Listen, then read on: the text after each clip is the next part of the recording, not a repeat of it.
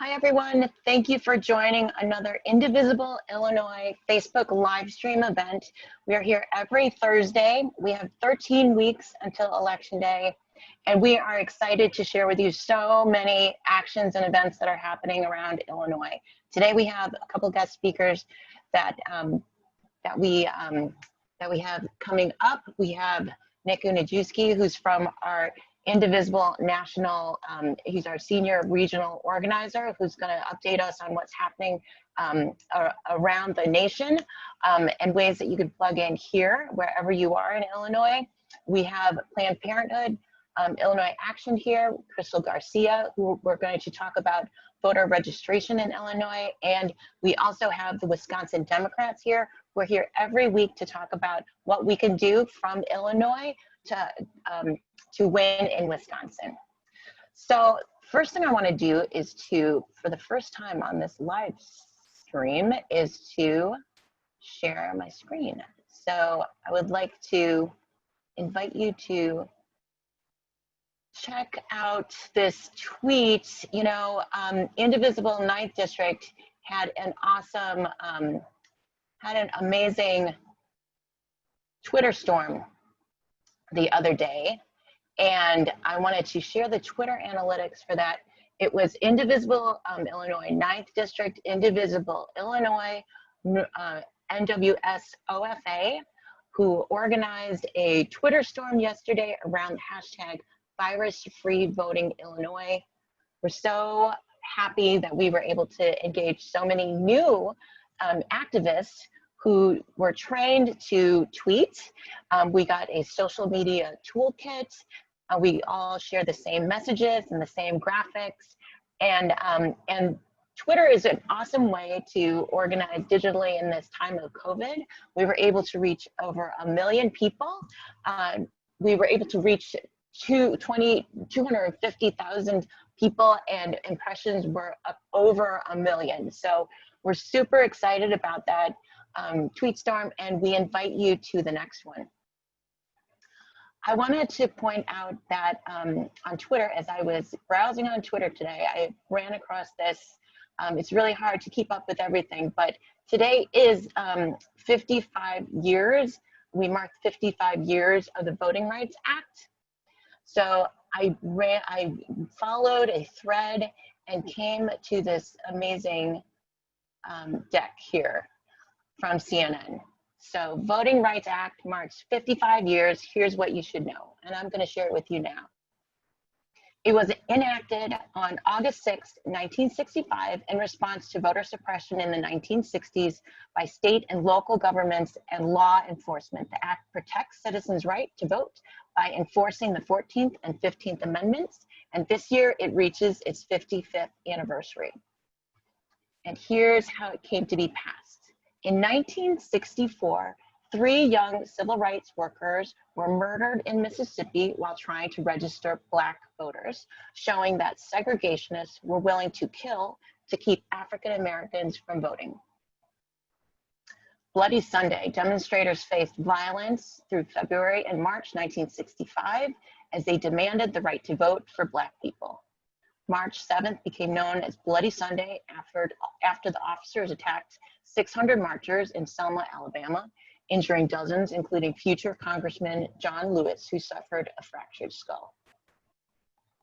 Marches continued to be held at the Edmund Pettus Bridge, where Bloody Sunday occurred, including ones led by Dr. Martin Luther King Jr. On March 21st, 1965, about 3,200 people marched out of Selma for Montgomery. They walked about 12 miles a day and slept in fields at night. By March 25th, the marchers reached the state capitol, having grown to a crowd of 25,000. The number of months after Bloody Sunday, President 5. So that's the number of months after Bloody Sunday, President Lyndon B. Johnson signed the Voting Rights Act into law. 95 is the number of years continued voter disenfranchisement based on race, following the ratification of the 15th Amendment in 1870 and the signing of the Voting Rights Act of 1965. So from 1965 to 2020, over 55 years of its existence, the Act has helped Americans reinforce and protect citizens' right to vote. And so it's been called the single most effective piece of civil rights legislation Congress has ever passed, according to the Justice Department.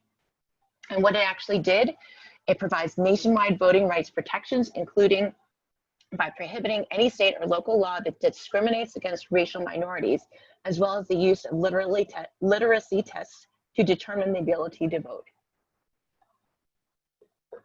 So some municipalities, counties, and states previously had to get the federal government's approval first before they made any changes to their voting laws and regulations.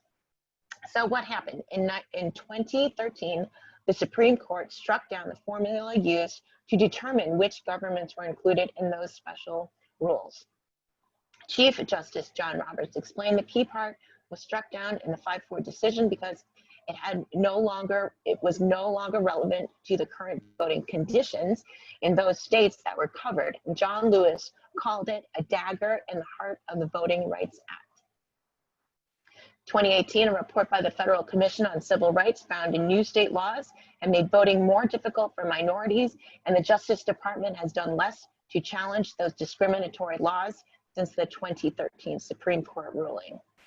And following John Lewis's death in July, some lawmakers are pushing the Senate to take up a bill passed by the House in 2019 that would restore the key part of the Voting Rights Act the Supreme Court struck down, as well as the name of the measure after Lewis. So we're here today talking and sharing information about voting, and I'm really so glad to first extend a welcome to our guest today, which is Planned Parenthood Illinois Action, and we have Krystal Garcia here. We're very excited to hear from you. I do want to mention that Planned Parenthood has been a partner for Indivisibles across the state of Illinois since we began. After the women's marches, we decided we wanted to do something locally, and many of us women took up Indivisible Guide, which started as a Google document, and started our own chapters locally. Thankfully, if you're interested in Indivisible, there is a whole book around it, and we're also going to hear from Nick Uniejewski, who's going to give us some updates on national things that are happening with Indivisible. But Planned Parenthood has been a great partner for us, and we're really excited to hear about what's happening with Planned Parenthood right now. Krystal. Thank you, Leni. Well, hi, everyone. My name is Krystal Garcia. My pronouns are she, her, hers, and I'm a voter engagement specialist for Planned Parenthood of Illinois' C3 Shout Your Vote campaign. I'm so happy to be here with you all, and thank you, Indivisible, for having me. So I wanted just to share a few opportunities with all who has tuned in, because voter engagement is extremely important, and Planned Parenthood of Illinois has launched their C3 campaign called Shout Your Vote, or Dale Voz a tu Voto, which is a digital voter registration and civic engagement campaign. We know through civic engagement that we can help make every voice in our community heard. We especially look to enfranchise Black, Indigenous, and POC communities because we know that without including their voices, there won't be adequate representation. So while we want to do that, we also want to acknowledge, the challenges of doing that while navigating safety during a pandemic. So we have partnered with vote.org as our tool for online voter registration. Every week, our voter registration squad hosts weekly events and parties to create opportunities for folks to get registered or just to check their registration status. We are currently looking for folks to help us do outreach and have the necessary conversations to ensure, everyone's prepared for the election coming up. If that sounds like you and you want to engage your community without leaving home, then you can sign up at the links provided to join us either tomorrow at 11 a.m. or Tuesday at 6 p.m. for our next voter engagement event. Also, if you are wanting to be looped into our actions, but may not have time to commit to event just yet, don't worry, we got you. You can download this app called ILVOTE and follow our campaign to stay in loop into all the actions that you can do right from your phone. We have weekly trainings on this app. So if you're feeling a bit iffy about it or just have a few questions, our team is leading outvote parties every week that can assist and answer all the questions that you may have. So if you're interested, please download the Outvote app, sign up for an event, and just help us register folks to vote using our link. Again, I just want to thank Indivisible for giving me this platform, and thank you all for tuning in. Thank you so much, Krystal, for joining us. If you have any questions for Krystal, feel free to put them into the discussion or the chat box. We would love to engage with you either on Facebook or if you're joining us on Zoom, any questions that you have for Krystal. And as we're getting questions for Krystal, please stick around. We'll circle back to you. I wanted to pass the mic to Nick, who's our Senior Regional Organizing Director from Indivisible National. As you know, many, or maybe you don't know, Indivisible's kind of, again, picked up this guide that Leah and Ezra put together, and they formed their own groups. But since then, Indivisible National has become a force and able to provide tools and resources to leaders at the local level so that we can actually build in our own communities, because that's really what it's all about. The more relationships we have locally, the more powerful we are in our own communities. And when we have that, we can engage with other groups across the city, across the state, across the nation to win, which is what we're here to do. Nick. Hey everybody, so I'm Nick Uniejewski. I'm the Senior Regional Organizer for Indivisible in Illinois, and Leni set it up pretty well. We are committed to making a lot of change at all levels of government. Here in Illinois, we have around 100 active Indivisible groups from Chicago to Springfield to pretty much everywhere in between. And even though we're all in different communities, we're really united behind three things. We want to elect Joe Biden to the White House, we want to flip the Senate, and we want to grow our majority in the House. And the good thing about here in Illinois is we really do have strong candidates. 2 years ago, we elected Sean Casten and Lauren Underwood, and back in March, we got Marie Newman through the primary. So we are here to finish our fight for her. We're also down to elect Danny Brzezowski in the 16th district, Betsy Dirksen-Londrigan in the 13th, Ray Lenzi in the 12th, and I'm not going to list every single person we care about because I'd be here all night. They're all great candidates, but there's a lot we can definitely do in Illinois. So from national, we are continuing to work on a number of things, not just electoral work. We are still very active with Black Lives Matter and standing alongside a lot of our partner groups in this fight. And it's important to note that the fight for racial equity is not exclusive to electoral work. These things totally intersect in everything that, in every candidate we support. All we have to do is look at candidates like Sean Casten and Marie Newman, who are running entirely inclusive campaigns that are based around protecting immigrants' rights and expanding diversity in education and really broadening their platform to be as inclusive as possible. We can continue doing these things. We need to pass CPAC in Chicago. We need to do things like defund the police and make sure we are investing in community resources, particularly in communities that have not had investment for decades. And all of these things are really baked into the systems. And we can get rid of all of this systemic racism. It's not going to happen in one protest. It's a long-term goal. And here at Indivisible, we are ready to fight alongside our partner groups to make sure we do just that. But as we head into these last few weeks until Election Day, I think we are down to 89 days now. We really want to make sure we're doing as much as we can on that fight. So for Indivisible, I am going to share my screen because we have another exciting opportunity this weekend. At Indivisible, we are launching the Indivisible boot camp tomorrow. And that is really our big kickoff into a lot of our electoral work heading forward.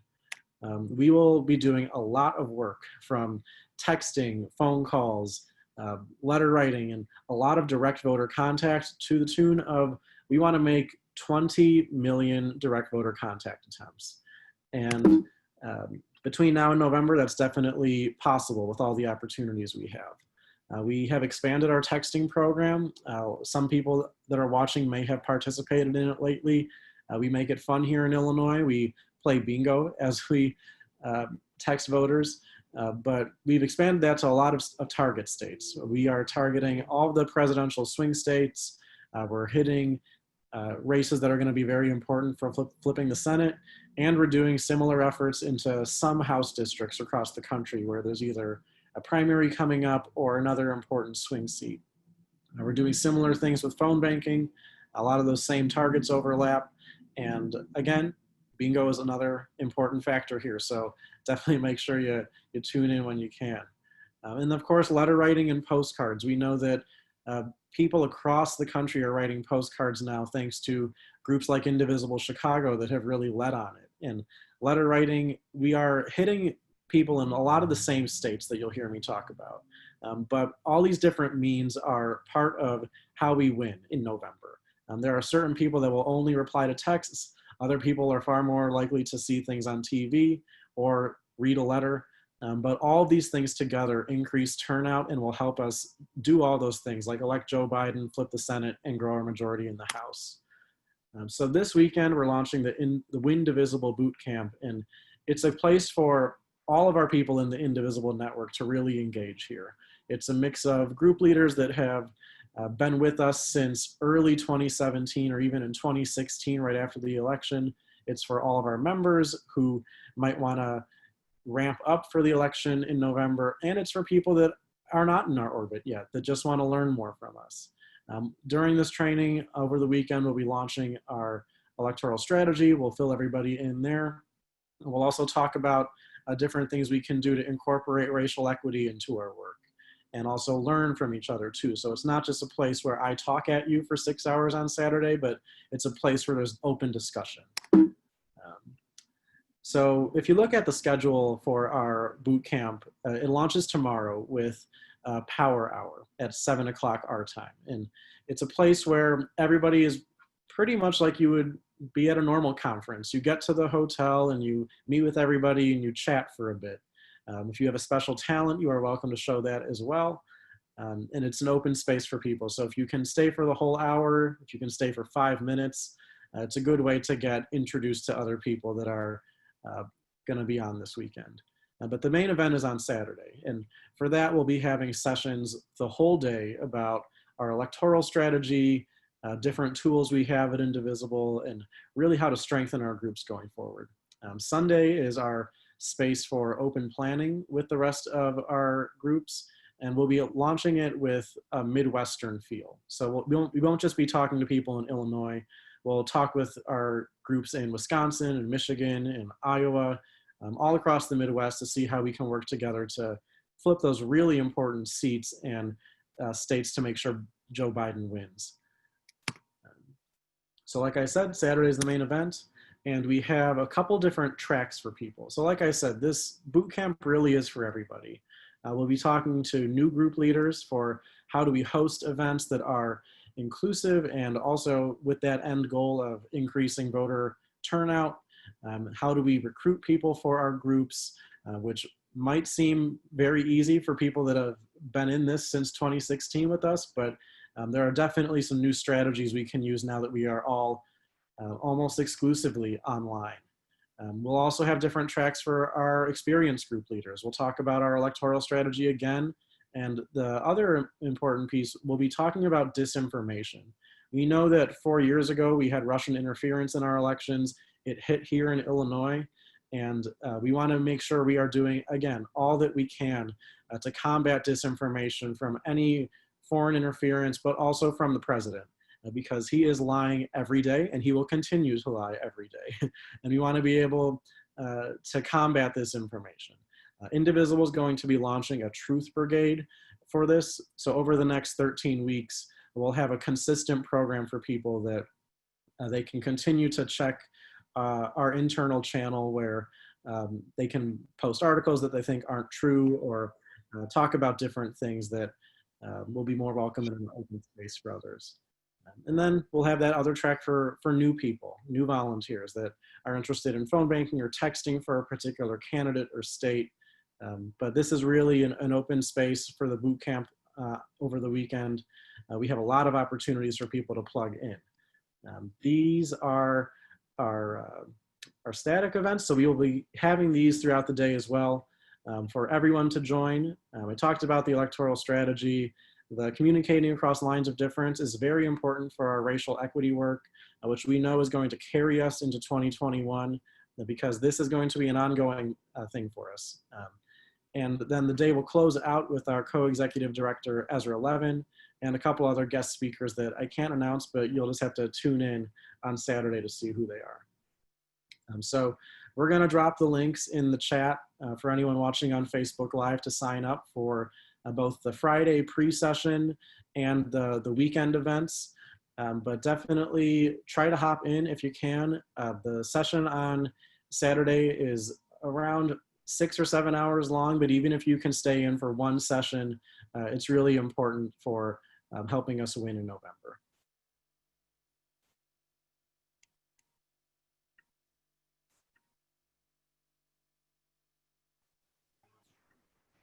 Great. So that is all for the boot camp. Thank you so much, Nick, for sharing that information. I would love it if you could give us a little hint of the featured guest speaker that's coming on at the, you're not going to give us any hint, are you? You'll probably know her. Oh, that's a good hint. Thanks, Nick. That's all I got. All right, everyone, please do sign up for that event. You know, one of the silver linings of this COVID moment is that we have knocked down barriers, including location, event spaces, and travel to meetings.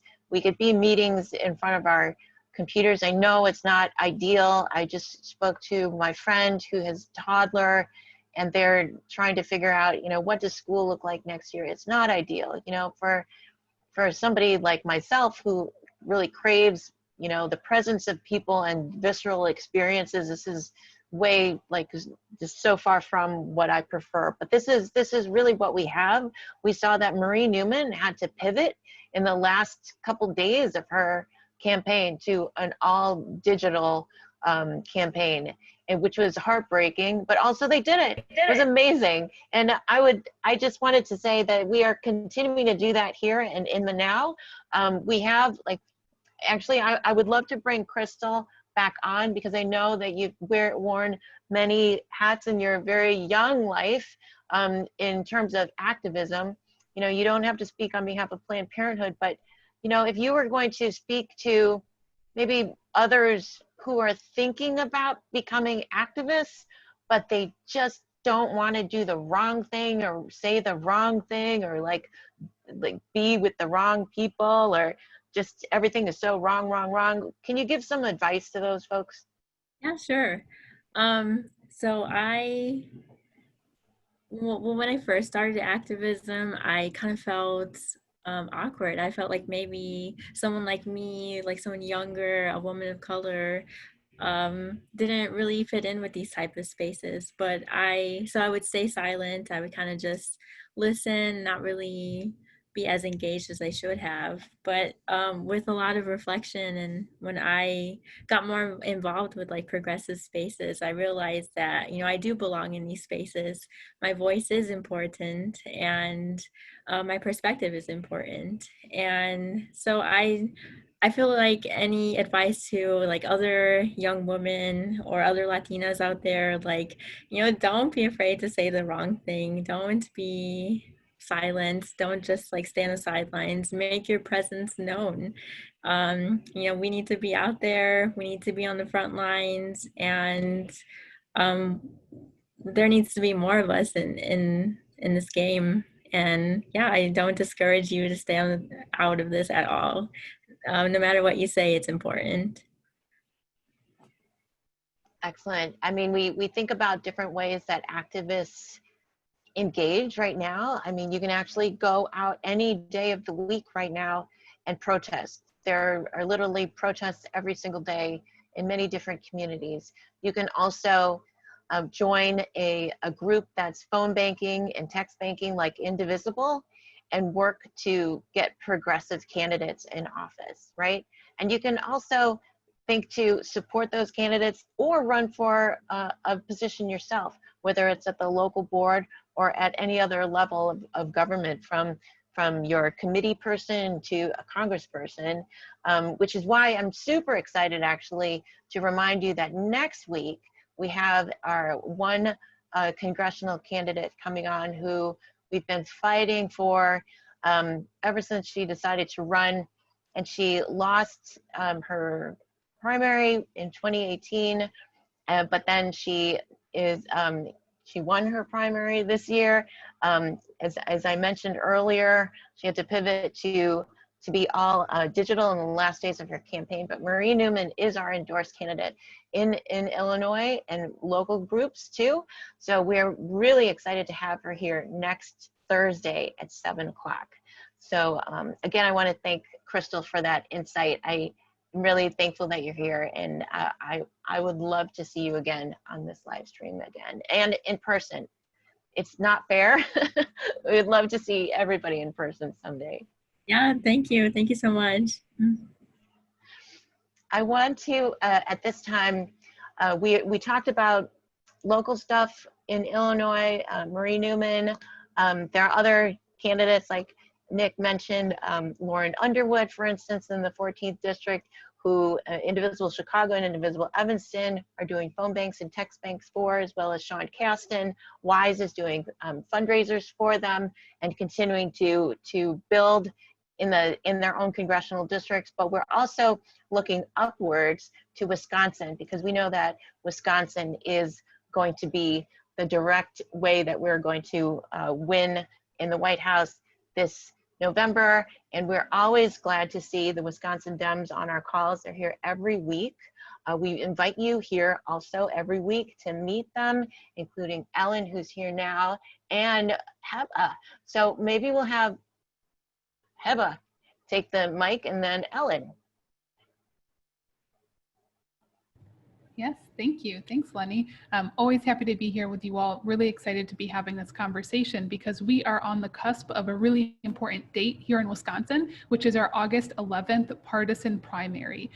So for those who are here for the first time, my name is Heba Mohammad. I'm the digital organizing director for the Wisconsin Coordinated Campaign, which means that part of my responsibility is to work with our wonderful, amazing out-of-state volunteer network. And it's honestly such a privilege to be working with folks who are committed enough to be making calls and sending texts and writing letters and postcards to a state that is not their own. So we are very thankful for our neighbors to the south for all of your help. There are a couple of things that I want to talk about today and upcoming opportunities that I would like to mention. The first is because we have an election on Tuesday, this weekend is a big weekend of action for us. We are spending all weekend making calls to voters who have already requested their ballots and need to return them. I know Ellen will touch on this a bit in her remarks, but it is so important that we are helping voters get the process right if they have absentee ballots. There are several requirements that are not difficult, but we just need to make sure that they know about them so that they're completing it properly and their absentee ballots are being completed and counted and submitted, importantly, by the deadline. So we are training all of our volunteers to know these requirements, to know how to walk voters through the process, and to give them that information so that they are prepared. So this weekend, for the weekend of action, we'll have shifts all day Saturday and starting at noon on Sunday. We're going to drop some links in the live stream chat, but the one I will say out loud is wisdems.org/WOA. That's wisdems.org/WOA for weekend of action. So please do sign up. We would love to see you. And this is a great opportunity if you're a first-time phone banker to really have a good experience talking to voters, because a lot of these people will be in the middle or leaning or strong Dems. And so we've had a lot of really positive conversations that have just been uplifting, because we know that people are excited to be voting for Democrats in this primary. The other thing I'll mention is tomorrow we have a very exciting kickoff for our Todos con Biden coalition. So this is a coalition of Latino voters in Wisconsin who are going to be joined by the former Secretary of the Interior, Ken Salazar, and Wisconsin State Representative Jocasta Zamaripa. And they're going to be talking about why Joe Biden is the best candidate for the Latino community. So really excited about that event. It is at 3:30 tomorrow, Friday, August 7th. We'll drop the link for the RSVP there, but I think it's going to be a great opportunity to hear from these really wonderful leaders about why they're supporting Joe Biden, and to also be joined by some of our grassroots folks as well. And then the final thing that I'll mention, as you all probably know, we have a convention coming up. We are arranging many watch parties so that we are all collectively watching and celebrating this historic convention together. Those links will be live early next week, so keep an eye out for that. But we would love to have a lot of you engaged with our watch parties. We'll have local elected officials and Wisconsin state leaders who are helping with some of the programming. So if you're interested in hearing from those folks directly, keep an eye out for the links on our website so you can sign up for those. So I'll pause there, happy to answer questions at the end here, but I'll turn it over to my colleague Ellen to talk about her voter protection work. Always takes me 5 minutes to find the unmute button. Thank you so much for the opportunity to be here today. And thank you, Heba, for that amazing introduction to all the things that we're doing this week. I work on the voter protection team. We're trying to run an election in the middle of a pandemic in a world in which 56% of poll workers in 2016 were over the age of 60 and are high risk. There are a lot of things we're doing to try and deal with this, including a phone bank to recruit new poll workers across Wisconsin, which we'd love to have anyone who needs the remote volunteer opportunities to be a part of. But the thing that I'm going to pitch right now is for low risk people who want to be a little deeper into the fight.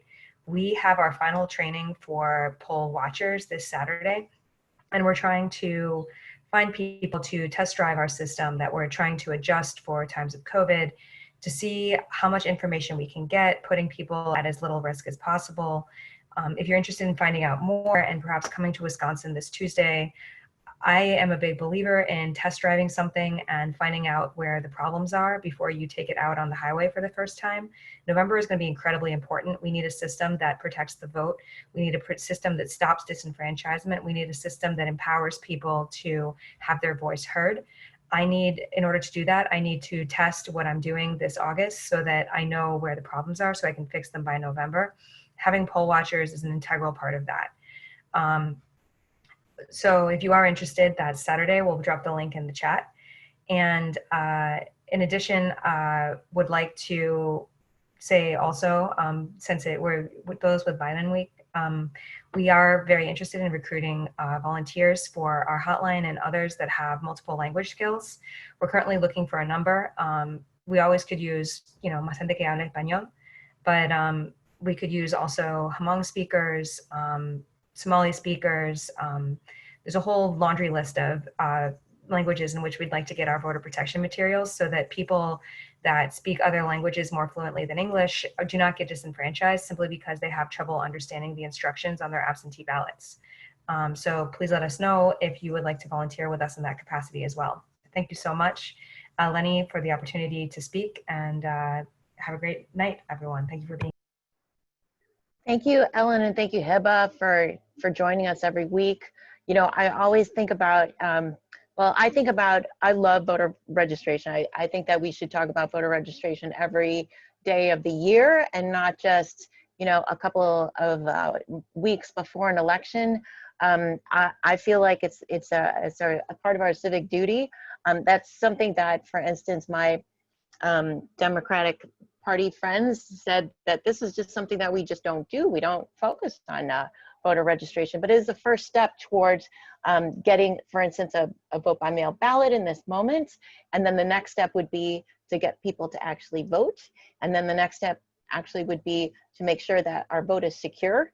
And there are so many steps along the way as we move forward to protect our democracy, right? So we are a part of this pro-democracy movement, Indivisible, and we are working in solidarity with other groups to make that happen. And all of this All of these actions are laid out on the table not to confuse and not to overwhelm you, but to give you an opportunity and options to pick and choose on what is important to you. You know, is it important to you? Are you a 16-year-old that, you know, you're off of school in November and want to know how to get involved? Well, you can be a poll watcher. Well, also Wisconsin has elections next week, and that's a great way to kind of test it to see. So it doesn't matter if you live in Wisconsin or not. You can actually from Illinois go up to Wisconsin and be a poll worker or observer.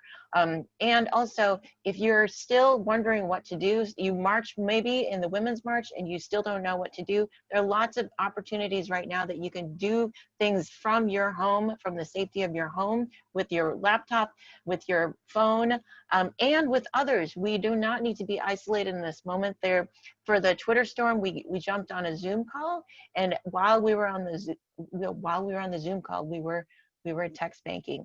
And we were tweeting. Nick has given us opportunities to be trained on those platforms this weekend.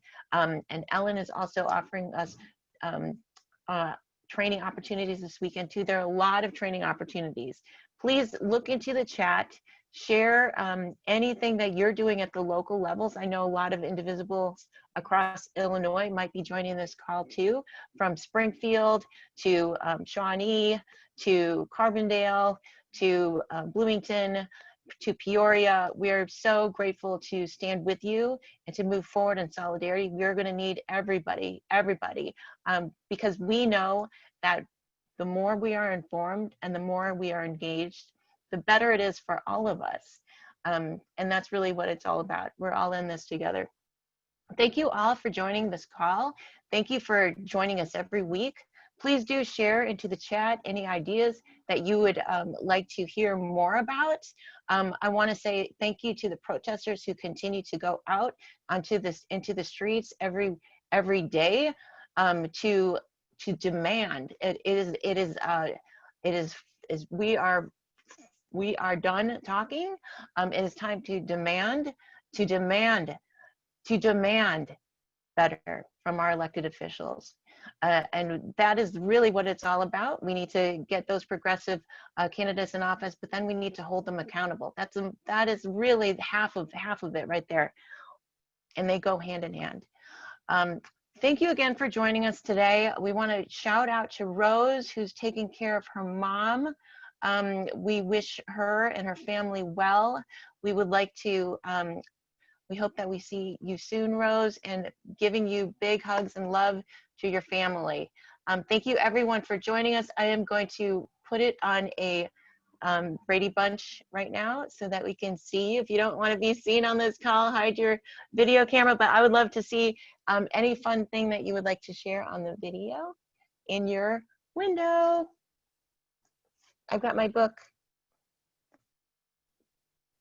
Oh yes, Natalie has her vote by mail application in the mail, and she's showing that. Thank you all for joining. We'll see you again next time.